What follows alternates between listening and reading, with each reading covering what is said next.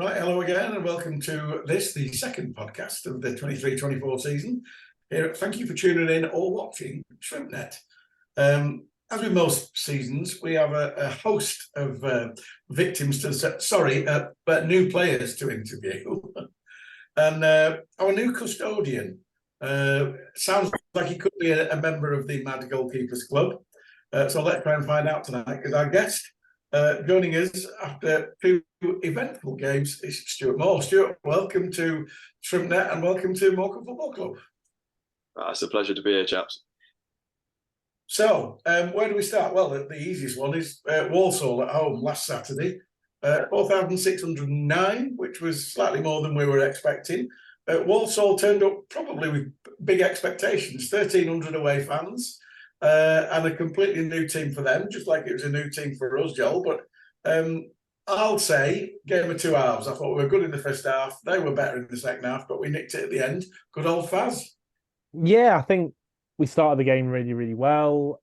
I thought some of the moves that we were putting together, I know it's early in the season, and I think they'll become more frequent as the team kind of and the attacking players we have begin to gel. But I think we already kind of started to see some of the slick passing moves that players like, McKiernan and Mayer and Bloxham and Mellon and King, they're all able to kind of link up going into the attacking third. And I think obviously the pick of the bunch was the move that led to the goal. It was lovely, it looked like there'd been a bit of work on, maybe that was something that we could look to do, as in get the throwing going down the line. Bloxham, being the big guy he is, you can use his frame to kind of turn the man, lay the ball inside, work a nice little passing move, and then Adam Mayer comes in on the overlap, and it was really nice to see kind of a bunch of really talented young players linking up in that kind of a way. And yeah, I don't think Walsall had much of a kick in that up until they scored, really. And I remember just having a quick look at the stats. We had more possession,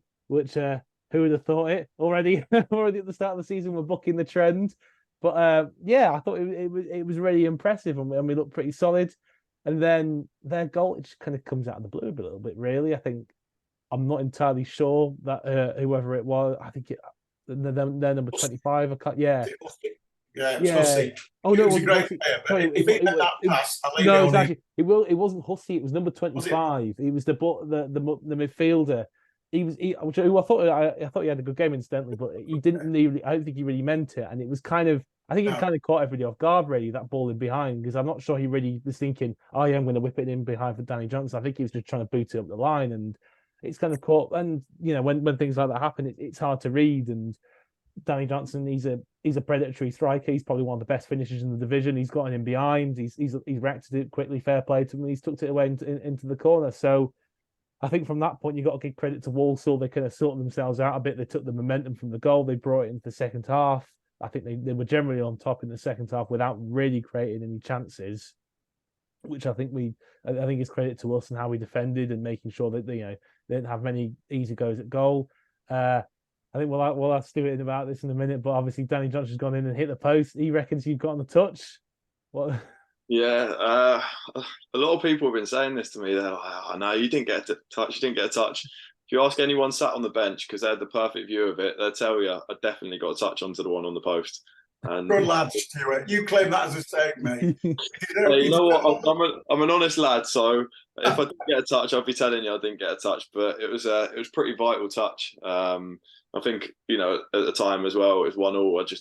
I really didn't want to go behind in that game, because, like you say, up until their goal, we were on top, and then that gave them a bit of confidence. And you can sort of, obviously, yeah, we played very well first half. I think we played well second half as well. I just think it was a completely different opponent that came out. Like I say, they had that confidence. They were growing into the game. So I don't think it was the fact that we didn't play well. I think we played, very well throughout. I think it was more the fact of, they got a bit of joy and they found out, how to break us down a little bit. So it was more us sort of, keeping them at bay. And obviously, yeah, Faz popping up at the end with the winner was obviously, the icing on the cake. But yeah, I think, so far the way we played has been brilliant. I mean, in both obviously the Walsall game and the Rotherham game, I think throughout we've shown we can defend. Yeah, obviously we look at the goal and what we could do better next time. But I think, overall, I think the lads have been brilliant so far. I think also credit to Derek for the substitute, for the little tactical shift as well. Around I think it was around 70, 75 minutes when they were playing the back three, obviously Wolseley, and then he brought in Donald Love, played as a middle centre back, which was I don't think we've seen him play before, and I thought that swung the game in our favour because he's technically good. He's got an eye for a kind of a line breaking pass. I think he's looked good on the ball in the middle of the park when he's had a game. I remember he played there against Wickham last season. He was good there. I thought he looked impressive there for about 15 minutes. The 50 minutes he played there against Wigan in pre-season in the middle of the park, and this I thought it was clever from Derek to kind of have that get that spare man at the back, but also it gave us a bit more control on the ball, and I thought that then gave us a bit more in possession. And I think for those last 15, 20 minutes, I thought we crept back into we put Walsall a bit more on the back foot. I think we managed to wrestle a bit of control from them, and yeah, they weren't as effective. They weren't as effective, and yeah, I thought Love in that role as a middle centre back, I thought it was really effective. And then obviously, of course, the masterstroke really came though with the triple substitution as we were taking a free kick, which of course was exactly yeah. Well, you know what? I've always kind of had a bit of a theory about this because when obviously the opposite, especially when you get to the end of the game, they've all done preparation work ahead of the game, I'm sure. But then as the game goes on, they kind of know all the kind of the danger men, who they're meant to mark and everything, and they've kind of got an idea of that. And then suddenly it changes a little bit. You've got a big lad like Jordan Slew coming on, and I remember just watching the free kick back. It's a hell of a delivery from Adam Mayer. At the same time, but also as well, Faz and Songo, they're not that tightly marked, and I do wonder if the triple substitution just threw them off a little bit, and they were trying to have a bit of a rethink. But saying that, you can't take away from the delivery from there. It was absolutely fantastic. And then Songo unlucky not to score, and then Faz does extremely well to contort his body a little bit and just as we all know, stick his head in where it hurts, which I think we all know by now he's very willing to do. I thought there was a little bit of irony. First of all, as you said, the going to three at the back, sticking Donald Love between Jacob and Faz, and literally there were 3,500 people in the Morecambe and looking at each other going, "What the because but it worked because we suddenly created the width, down the side, him dropping back, and it was the outlaw. The control on the ball that he offers as well, and the ability to kind of ping those passes in between the lines and stuff, it just gave us that bit of extra surety in possession. So when we won, because I think as Stuart said, Walsall were good in the second half, and when we won the ball back, they made it a lot harder for us to try and play out and get out from our own defensive. Yeah, they played quite a high line, didn't they? So yeah, they were quite forceful, but yeah. But the other ironic thing was that we waxed lyrical about the creative players we got, and our winning goal in the 92nd minute came from the two biggest destroyers we've got, Jan Songo and Big Faz, who spent the entire game winning headers, putting tackles in, pulling shirts, and I thought, but it was a beautiful delivery, great header by Jan. Great save from their keeper, to be fair. He did really well to get to it and push it up in the air. And if I was any other fan, I'd have felt sorry for him. But as you say, when Faz knocked it in, I was happy. But come to you, Stuart, with that one. Making your debut, first game of the season, you've been given the nod by Derek. That must have felt quite good. Yeah, definitely. I think coming into a new environment it's always tough, especially when you got such a good goalkeeper alongside you as well with Adam Smith. Obviously, he's been at the club before as well, so you're always sort of wary coming in. How's it going to be? He's played a lot of games. He's experienced. How's the manager going to be? How are the boys going to be? So I just knew I had to come in and obviously get my head down and work hard. And as long as I did everything I could, then I'd give myself the best shot at starting. But whether I did or not wasn't down to me. That was down to the manager. So yeah, obviously feels very good to be given that opportunity. But yeah, like I say, it was brilliant. Obviously, a few match day nerves on the day going into it. Like I say, a good crowd and that, and you want to start the season well, which we did. But yeah, obviously enjoyed my first couple of games so far, and looking forward to hopefully playing a lot more.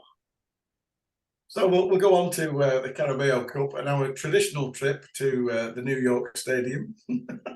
Because we seem to get we got them at the same, well, not at the round after last year, didn't we? We'd beaten Stoke at home on penalties, and then we got Rotherham away in the Carabao Cup. We actually won that one 1-0, but there was a collective groan when the draw came out, because I think that's, I'm right in saying, I think that's the fourth time we've drawn Rotherham in the 16 seasons we've been in it. So I think they've all come since 2016 as well.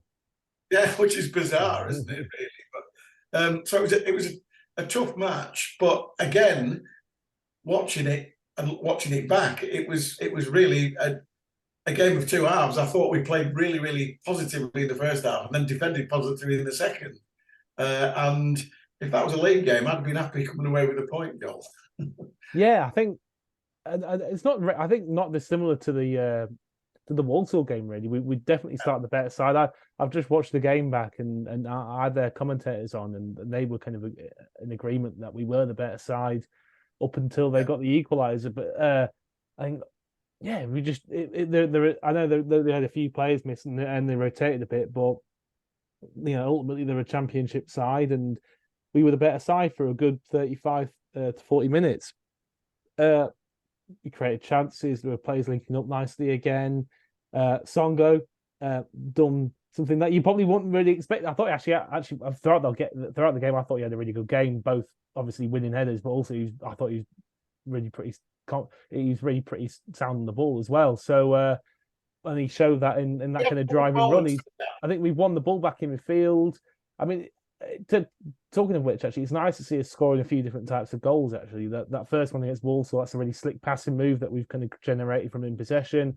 We scored a set piece goal, obviously, for the winner, and then this goal against Rotherham, we've poached. Tom Bloxham's poached the ball in midfield. He's got it through to Jan, and Jan's just driven up the pitch a bit. It's a really nice pass off the outside of his boot through to Mellon, and what a finish! Lovely, isn't it? Just angled into the bottom corner. It's not much to aim at, but he's tucked it away really nicely, hasn't he? But yeah, then they've gotten the goal. They didn't. It just kind of, again, it's one that's kind of just come out of nowhere. Really, it's a nice little move. They've gotten down the side.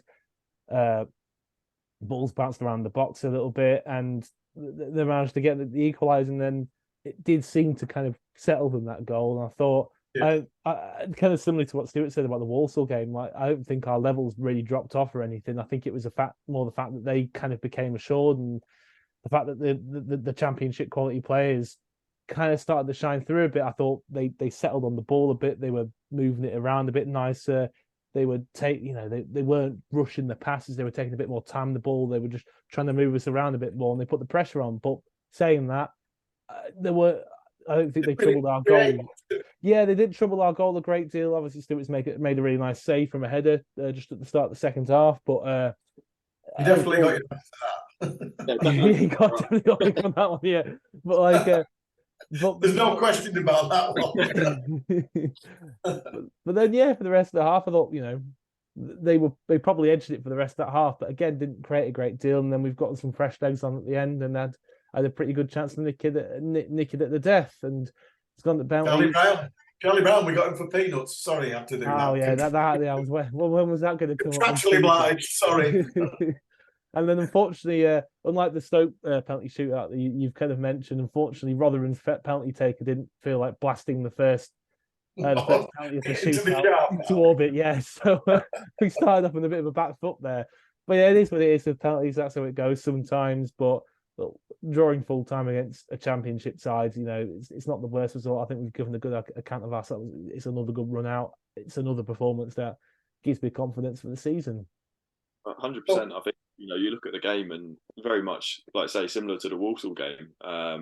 We started off very well. If you take their goal out of the equation, if we remain 1-0 up, everyone says how well we defended and how well we played, and how well we kept them at bay. And obviously, to say that they're a championship side, yeah, they might have had one or two rested, but there was a lot of experience in that team. I mean, I know the centre half, Stuart Morrison, and he's played hundreds of games.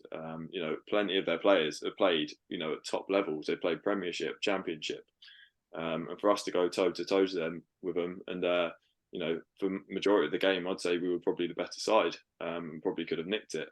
Obviously, you do see their quality shine through at times, but I think it just goes to show what sort of depth we've got in our squad, and like I say, scoring different goals as well. We've got that physical presence. And like I said with Jan, obviously, yeah, he's known for obviously his battling and getting stuck in, but I think everyone in the team sort of has that, that finesse as well, which some players you just don't see it as often. But obviously we see it day in day out on the training field. But end of the day, they go out, put everything into it. They battle, they win the battle, and then that gives us a chance to play the nicer football. So fingers crossed you do get to see a little bit more of that this season, mixed in with obviously the horrible nitty gritty stuff that we need to do to keep the ball out of the net. He means Derek Ball. That's what he means. I mean, I genuinely, I was just thinking that's basically what I generally would probably describe Derek Ball as. There's a lot of grizzly kind of getting your head in there and like winning your first contacts and your second balls and battling and bullying people out of the way a bit. But then, like you say, it's what the aim is to do those dirty battles, then get the ball down in those dangerous areas of the pitch and let your quality shine through, and have people like Jan in the side to then be able to give a platform for. Well, hopefully there are times when he can show his finesse. Going back to that assist, obviously, in his first season with us, there's a goal he scored against Newport. Good grief. 30-yard scream. It's absolutely ridiculous. Honestly, Stuart, just for your history lesson here, Jan Songo, in our promotion season 3 seasons ago, he scored 4 goals. And those 4 goals, the entire yardage of all 4 combined was 28 yards. One was from 25, and the other 3 were from less than a yard. Am I right, Joel? That's about right, yeah. I remember hearing, in the first few days, I think Jan and Sluey were talking about this, and Sluey was like, I can't remember you scoring that. So I think he had to bring it up on YouTube for him, but I heard it was something special, to be fair. Yeah, it was. I'm pretty sure Sluey would have been on the ground at the time. That's shocking. I'd be very unhappy if I was there. It was memorable. I don't know whether he was injured or whether he was just not looking or paying attention. But yeah, I don't know what was going on with it. But I've heard from a few lads that it was a nice strike. But I've heard it hasn't happened too many times. No, the other 3, I think one of them he nicked. Who did he nick it off? He nicked one. He nicked a couple, to be fair. I think the one that looked like it was going in from Carlos. Yeah, and there was the popped on the line. Then there was the corner at Walsall that the keeper fluffed. It was a good save. It came off the bar, and then that person was about to head it in, and Jan said, "Get out my way!" Bang. But there you go. So come on to a young striker in Michael Mellon on loan. His second loan with us. He did really, really well. He's obviously been in the gym all summer because he looks more like a man now than he did when he came last season, and obviously we're in a higher division. But he'll remember that goal for the rest of his life, because that was some first goal in the Football League, Joel, that, wasn't it? Not just a tap in, that bugger.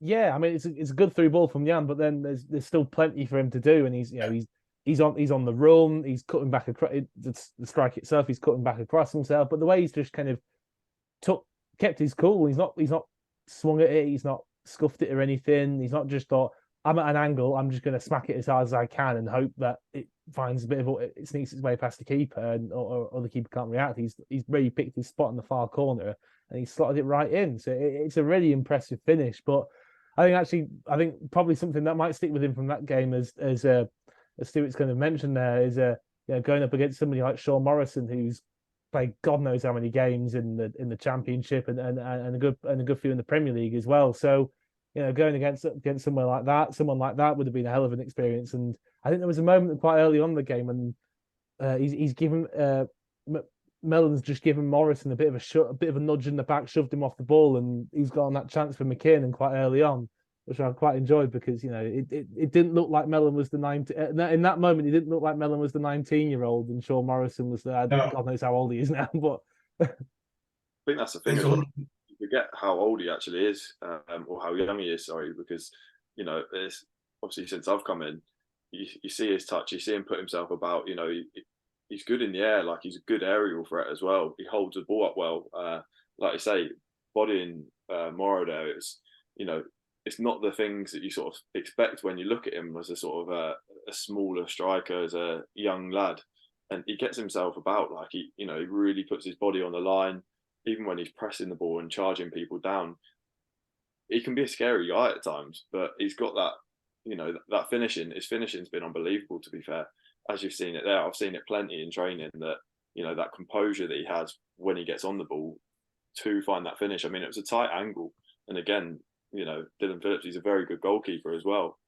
To get the ball past him the way he did, it was excellent. And like I say, he's going to remember that goal for a long time. So, I hope so, yeah. He continues the way he's been going, because he's been doing very well. So we'll move on, and we're going to chat now about how you ended up at Morecambe, and how that came about for a start. And obviously, as we discussed off air, obviously you live on the Fylde coast, so we are handily placed. But you won't mind me saying this, but at 28, you have put some mileage on your car, haven't you? Blooming heck. Yeah, I have. Eight loans, 15 clubs. I'm not doing the Jack Nicklaus joke, because it's like, dear Lord. I mean, you've had some variable experiences, but I noticed the couple of things that I did notice, obviously, was that obviously you made an impression across the bay at Barrow, but then obviously you went to Swindon, Luton, originally from the Isle of Wight, originally Portsmouth, and then Reading, and blah blah blah. I haven't got time to mention them all. We'll be here till tomorrow. So I've got an idea. What has happened, Stuart? Are you at 28? You're coming into your prime as a goalkeeper now. We were discussing this before you came on, and you could easily have it. Well, ask Barry Roach. He played till he was nearly 40. So you could easily have another 10 years at this. You're just getting used to your job, surely. So how did you end up at the Mazuma? Yeah, like you say, I've had a lot of clubs throughout my career. It's been an interesting journey, and I think that just goes to show what football's like. Really, it's very up and down. It's a bit of a roller coaster. I spent a lot of time when I was at Reading out on loan trying to gain experience, which was obviously brilliant. When I was at Luton, it probably didn't end the way I wanted it to, and then obviously ended up coming up north to Barrow and playing some football there, which again, the club wasn't really in a stable position at the time, so ended up moving back down south, Swindon, MK Dons, and then after MK Dons didn't actually have a club for probably about 6 months. So I was actually living up here, ended up signing for Wildstone, playing 2 months there. Just round the corner, yeah.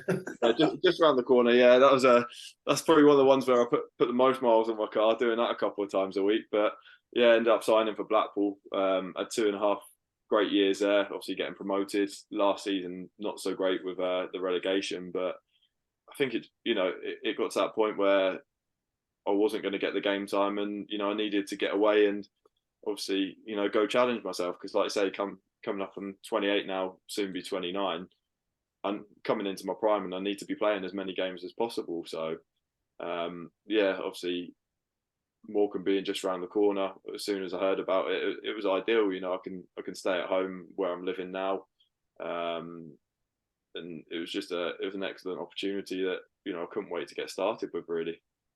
So when you did hear about the move through Derek or Greg or your agent or whoever it was it something that ended up happening quite quickly once the kind of initial bit of contact or interest of person established? I think I found out about the initial interest, and it's like anything in football, really. You sort of hear the initial interest, and you're like, I'm not going to get my hopes up. I'm not going to go like too into it until I know, until I've got an offer in front of me, basically. And I think it was sort of to-ing and fro-ing for a few days.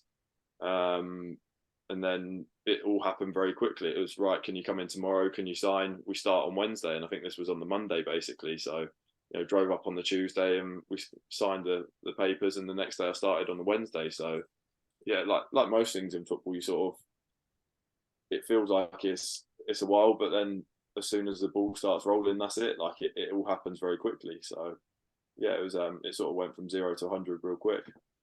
So sounds like typical Derek, to be honest, doesn't it? No messing. Not worrying about. Yes, you'll do. Sign now. So looking at your family history is quite interesting. Your brother's a keeper. Your dad was a keeper. and your granddad was a keeper. So it definitely runs in the family. Are they all as tall as you, or are you the tallest, or what? How did it come about this? Were you always destined to be a goalkeeper, or was it one of them where you were crap out and everybody shoved you in the kit? Well, most goalkeepers don't like running, so that's always a bit of a part of it. But no, to be fair, as a lot of lads will probably tell you, I tell them I'm rubbish at running, but I think a few of them found out pre-season I can run, and I think they're a bit worried pre-season with the running as well, because no one likes being beat by a keeper. But it was always, I think it was, obviously down to genetics always helps, but it was never forced upon us when we were younger. Obviously, granddad I never met, but he was a goalkeeper. Dad, I obviously grew up watching for many years, and I remember him playing the game, well into his 40s. He come out of retirement a couple of times, I think, but obviously watching him when I was younger, watching my brother when I was growing up as well, and I just wanted to be like both of them really.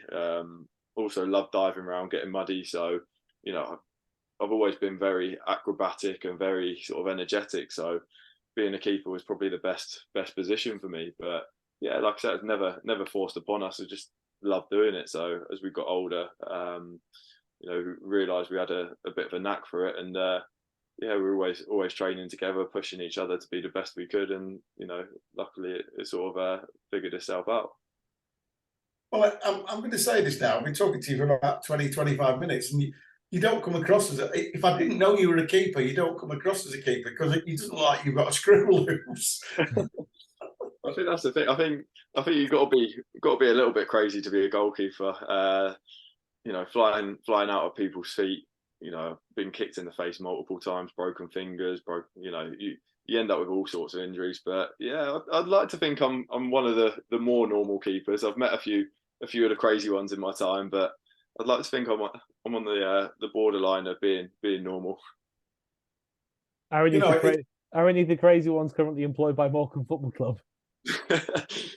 To be fair, I think this is probably one of the most normal unions I've had so far. So I think we're right there. Although you could say obviously with Adam Smith travelling a long way in his car to obviously be in training every day, that's quite crazy. But no, he's very normal as well. So we're quite lucky here. But yeah, throughout my career, I've had a couple where you think, wow, you're really nuts. You are what defines what people think. Yeah. Yeah, but it's funny because Baz Roach, who's a long time, obviously Morecambe favourite, and was, I'm sure he's told you the story that Derek retired him when he got the manager's job by saying, "Well, you can coach the goalkeepers," because Baz has got an unbeaten record as temporary Morecambe manager. He took over and we won that one game, didn't we? Yeah, actually, he took over 2, but the other one was in the cup, so we forget about that. Yeah, that's true. Oh, yeah. His league record is 100%. 1-0 win against Leyton Orient. So what? That's 100% record to have that.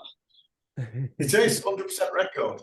But Baz is well, what would I say? He's not mental, but I'm sure he's talked you through it. His goal he scored against Portsmouth, which that was, and he looked like he was mental then because the entire ground was going absolutely.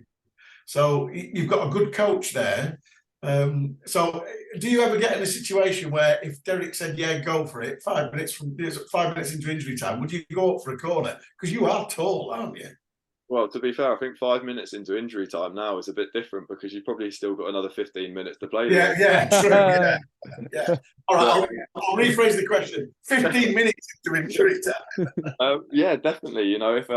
If the situation arises and obviously they want me to go up for it, then yeah, by all means I'll go up there. And I think a few of the keepers, obviously the young lads as well today, they saw that I've got the ability to finish a ball as well. We're doing a bit of a session in training today, so it would be a special moment to recreate the history that Baz had. I mean, I've heard a couple of things about his goal, but he's been pretty humble so far about it. But I'm sure I get every single detail of it, and I'm looking. Yeah, tomorrow's the day. Tell him you've been on the podcast with Freez and Joel.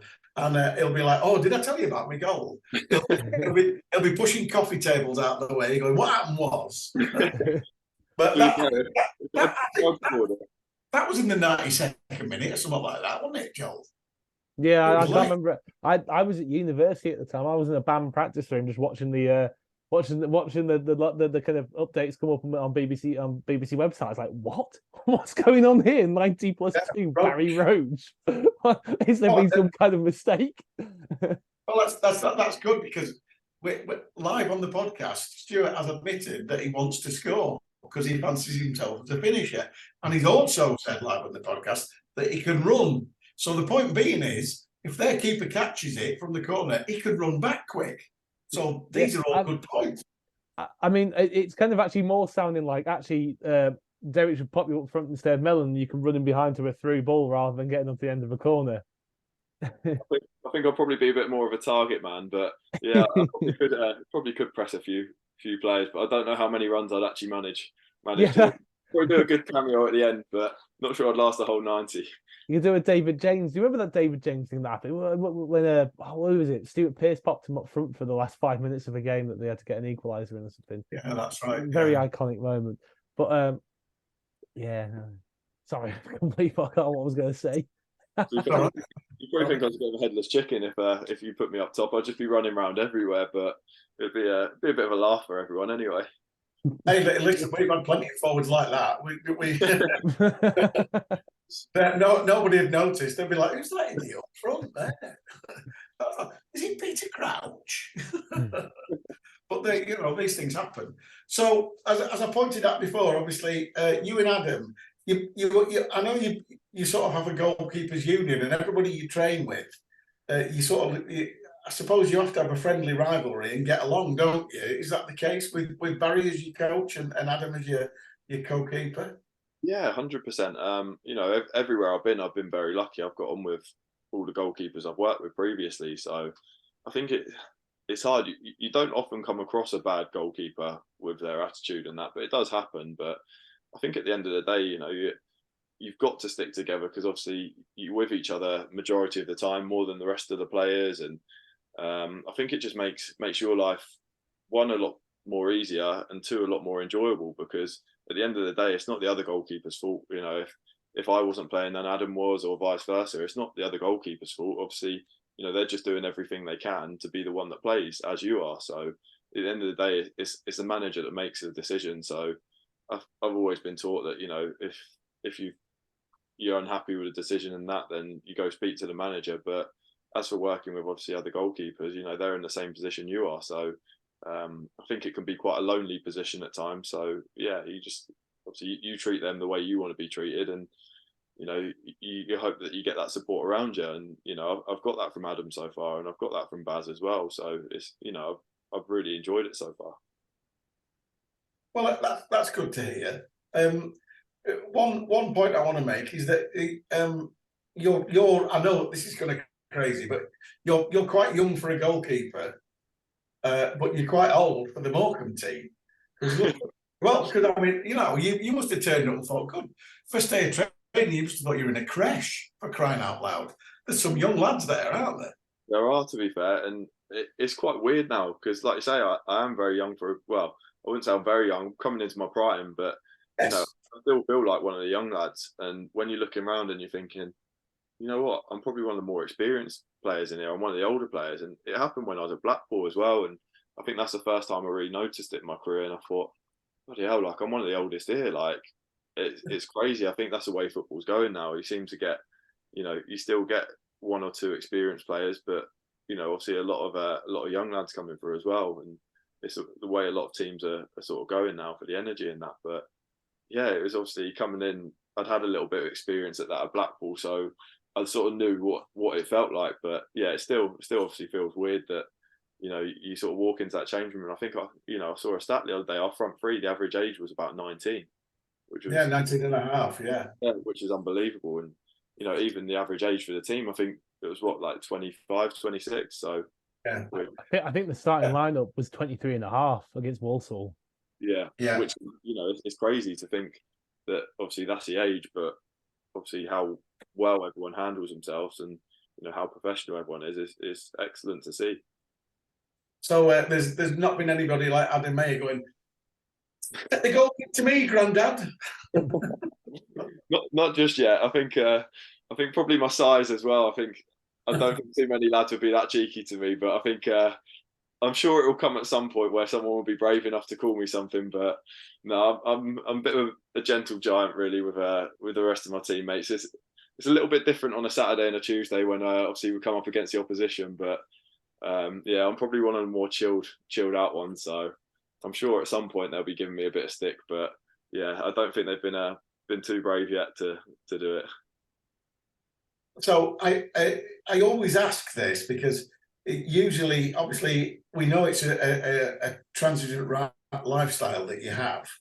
Do you have any family member who traipses round following you at every single club and tries to get to as many games as possible? And I say this because, like, Jake Taylor's dad is always tries to organise the coach to pick him up somewhere on the motorway because he lives in Crewe. And if we're going anywhere down south, he's like, "Oh, I'll text and see if I can get on the coach." You know, have you got anybody who traipses around following you to what used to come to Barrow, for instance, and then went to Wealdstone, and then To be fair, both me and my brother have been very fortunate in the fact that our mum and dad have followed us around everywhere. I mean, they're currently living on the Isle of Wight again at the moment, so they haven't made it to any of the games as of yet, but they make it to as many games as they can. So, wherever it is, they've been to Barrow, they've been to Gateshead, they've been everywhere. They followed us all through our career, so they've always supported us. So we're very, very lucky in that respect. But obviously, when both me and my brother are playing on the same day, they've got that difficult decision of who do we go watch. So. Yeah, we're very lucky. They get to as many whoever's nearest. Yeah, exactly. So whoever's nearest, they sort of make that decision. But no, I think they get to as many games as they can. But it's obviously a lot harder now that they're on the Isle of Wight currently. So obviously, boat and a long old car drive up. I don't think you can get much further, to be fair.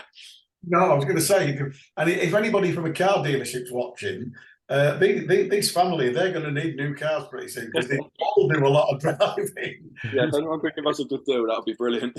Yeah, what do you fancy, Merc? BMW? Oh, anything. As long as it's a good deal, I don't mind. I'm not too fussy. So, what are your hopes and fears for the season now then? Are you happy to establish yourself? Looking at the squad and the start we've had, unbeaten after 2, he said in brackets. We've got some tough games coming up.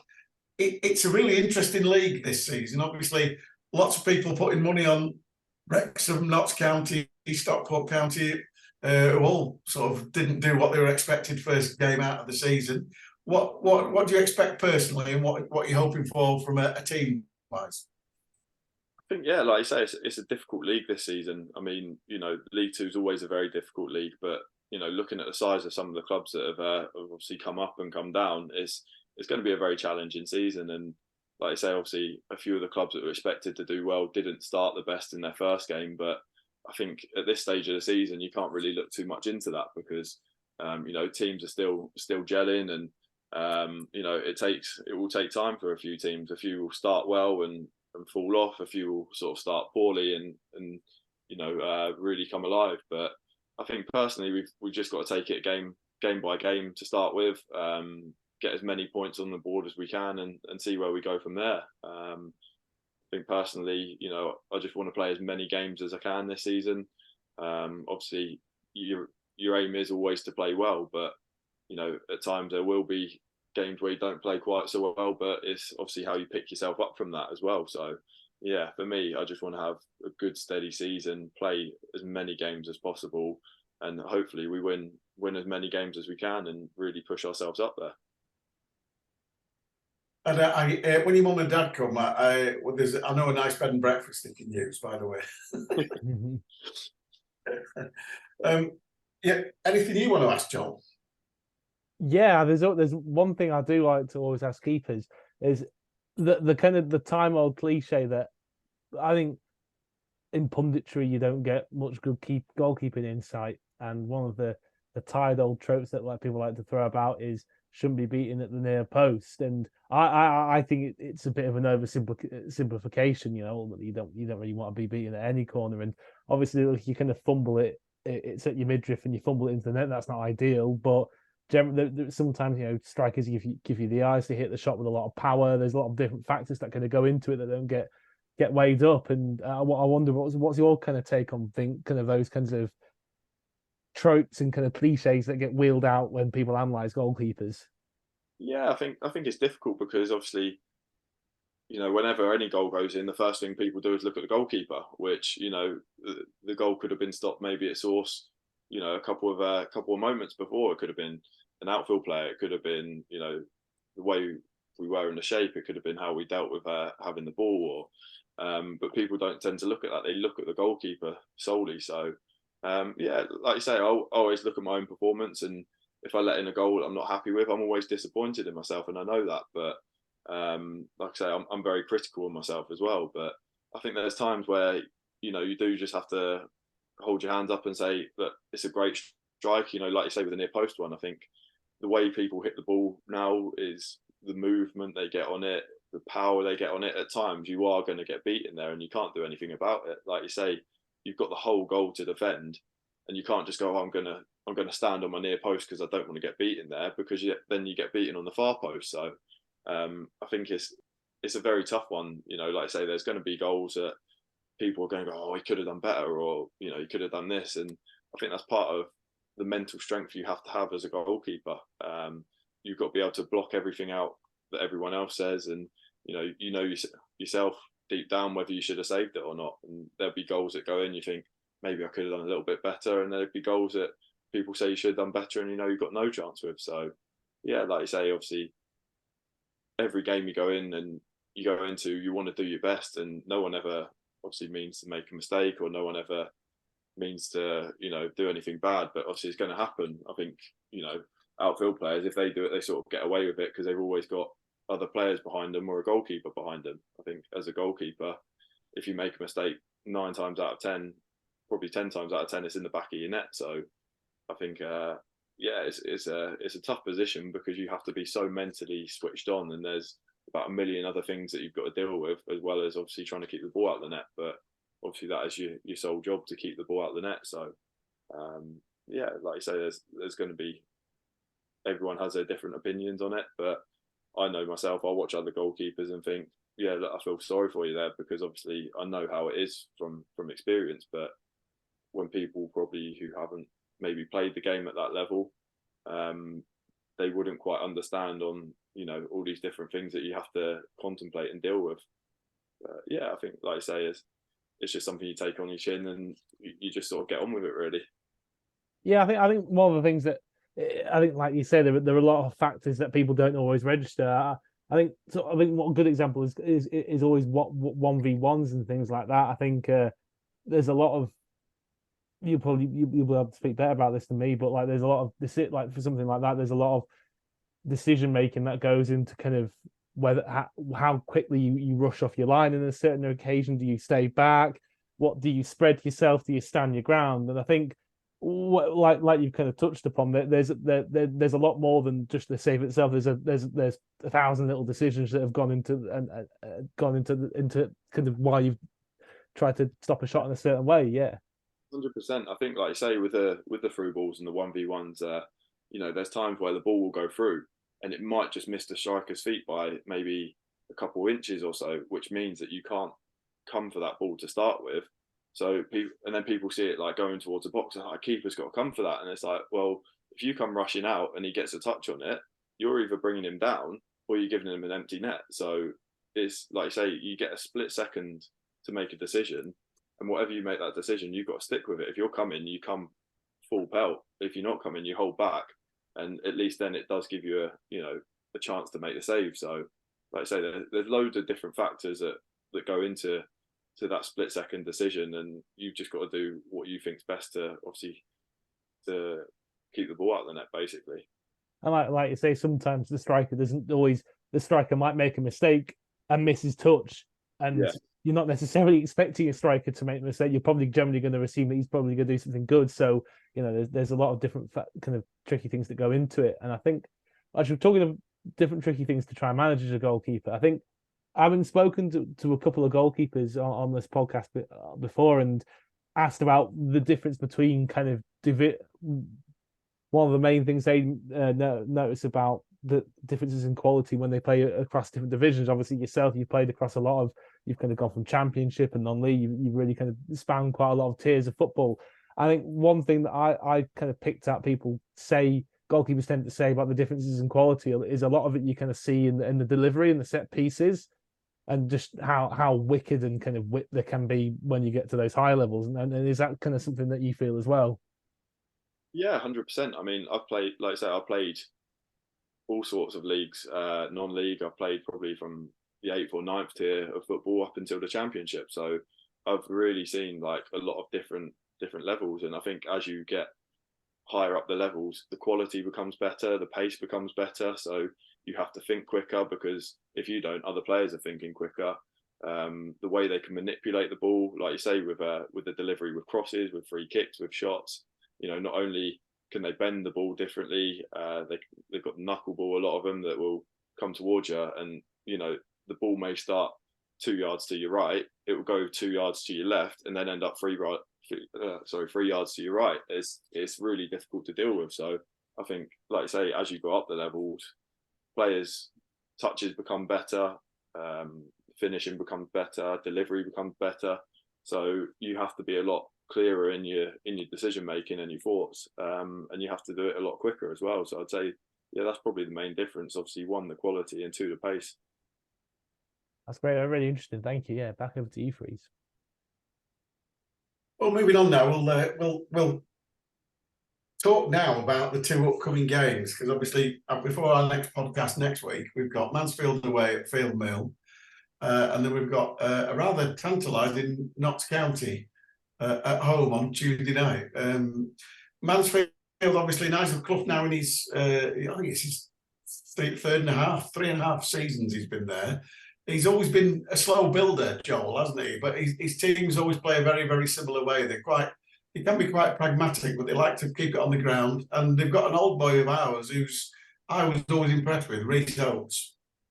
Yeah, I mean, it's been interesting. I've been just doing a little bit of research on them. I think another thing that Nigel Clough has a bit of habit of doing is playing players in slightly bizarre positions and finding creative new roles for players. Sometimes it works great, sometimes it doesn't work so well. That's just the way of things. But let's be honest, they've got a good squad this season. They've got some really good quality. Yeah. They've got people like Lucas Akins and Jordan Murray, kind of players who've been around the game a lot and really know what they're doing. Like say Reece Oates, I think he was injured for a lot of last season and just hasn't quite been able to get back in his groove. But again, on his day when he's grooving, he's a very good player. Davis Keeler-Dunn, great player at this level.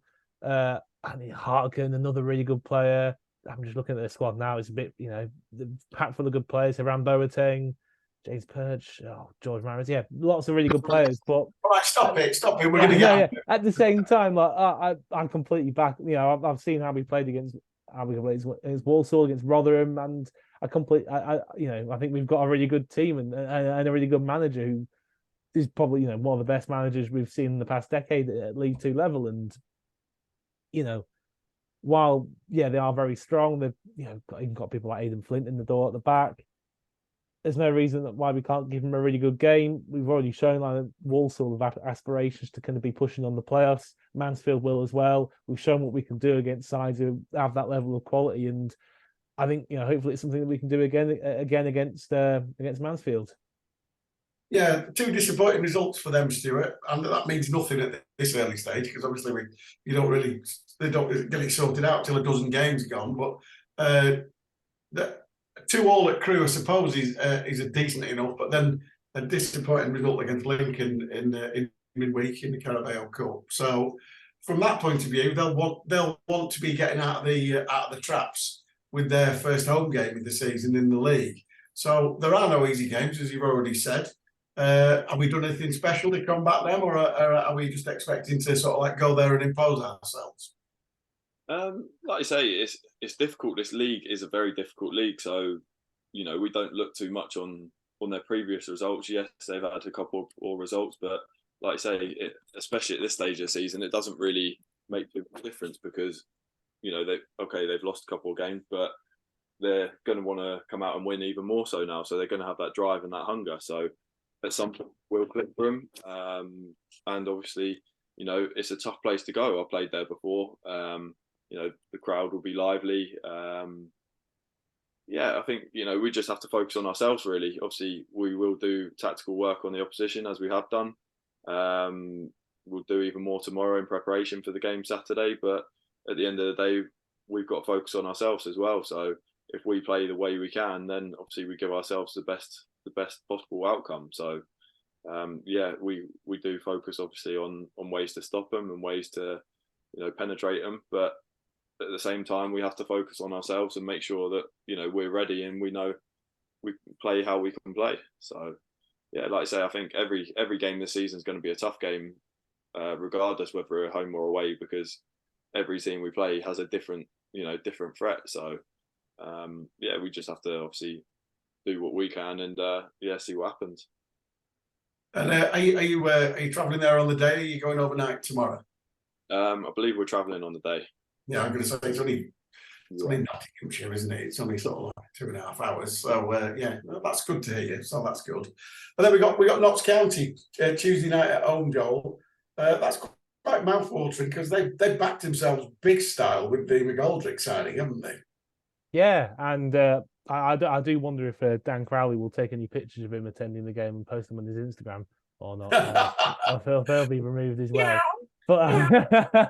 But no, like you're saying, though, I thought the one positive that came out of us getting relegated, well, at the time, was the fact that we didn't have to face David McGoldrick and watch him score a hat-trick against us again. Then lo and behold, he's come and joined us in League Two. Obviously, you can't quite get enough of missing penalties at the Mazuma Stadium, can he? But no, he's a fan. Obviously, he's a fantastic player at this level, and very, very dangerous. As is Crowley, to be honest. And it'll be challenging, and they'll be, at the end of the day, they'll be reeling from that Sutton result. I think what that Sutton result does show is there is a weakness they have. I know there was the red card as well, but even before the red card, that goal in the second minute, and just listening to doing a bit of looking around the game, the move that led to the goal, it was just a direct kind of bit of physicality. Somebody run the channels, win a corner, stick it in, have one of your big men get on the end of it, and the rest of their goals as well, they're all kind of crosses into the area, big men getting on the end of it. People like Harry Smith, massive striker, for Sutton, and it does show that there is a weakness that they can be gotten at. So despite the fact that they've got some fantastic quality throughout their team, they're a team that you can get at, and I think there's no, as has been said, there's no easy games in this league, but that goes for everybody. Notts County, I think you'd like to think we'll be thinking the same thing, and anticipating the threats that we're going to bring. And I'm looking forward to it's fun bringing the teams who've spent a bit of money on getting some flashy players in and having them come down from Mazuma. I very much enjoyed it when we were in League One and giving some teams giving some quite expensive teams some horrible games at home. So hopefully we're going to be able to do the same against Notts County on Tuesday. And from your point of view, Stuart, it's easy to get up for games like that. For the simple fact, they're going to bring a whole load of fans. There's going to be a great atmosphere. Tuesday night in late summer. Shorts, t-shirts, a few beers before. It's going to be quite raucous, and that's just the players. I think you look forward to every game really now. I think obviously you miss it so much in the summer that when you do eventually get back, and like I say, we had obviously Saturday we had the biggest attendance that the club have had in League Two, I believe. So the atmosphere was pumping. So obviously it's brilliant to play these games against the likes of Notts County and the big clubs that will be obviously bring in plenty of fans. But for me, obviously, I don't look too much into that. I just try to take every game exactly the same as it comes. We just I know I'm going to get a lot of stick off the fans. I always do. You sort of you try and enjoy it to some extent and just laugh at them and hope that for all the stick you get at the final whistle, you can sort of turn around, put your thumb up, and say cheers for the 3 points. But it's it's one of those that, as long as you're playing, I think it's going to be one to look forward to for sure. Yeah, as long as we, I'm not expecting this to win every game.